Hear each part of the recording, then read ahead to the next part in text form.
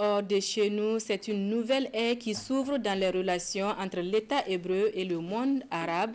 Israël et les Émirats arabes unis viennent de signer un accord dit de normalisation de leurs relations.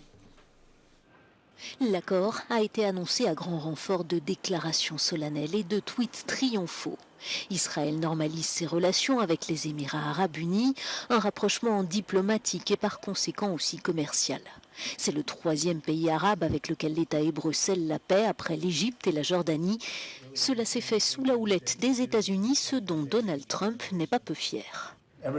Tout le monde a dit que ce serait impossible. C'est un moment réellement historique, s'est félicité le président américain. De tels progrès vers un accord de paix au Proche-Orient n'avaient pas été réalisés depuis la signature de l'accord de paix entre Israël et la Jordanie il y a 25 ans.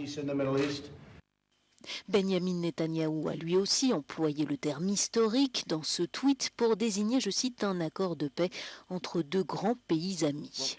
Aujourd'hui, nous ouvrons une nouvelle ère de paix entre Israël et le monde arabe, a-t-il déclaré. C'est la plus grande avancée vers la paix entre Israël et le monde arabe de ces 26 dernières années.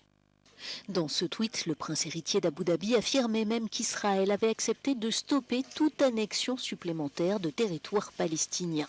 Mais le Premier ministre israélien a par la suite douché les espoirs des Palestiniens. Ce ne sera qu'un report, a fait savoir Benjamin Netanyahou, avant d'ajouter qu'il réaliserait l'annexion.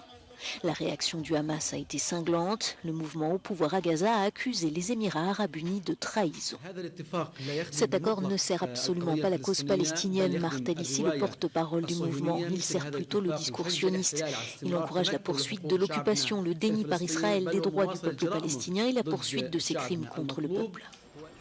La normalisation des relations entre l'État hébreu et les Émirats arabes unis faisait partie du plan Trump pour le Proche-Orient, tout comme l'annexion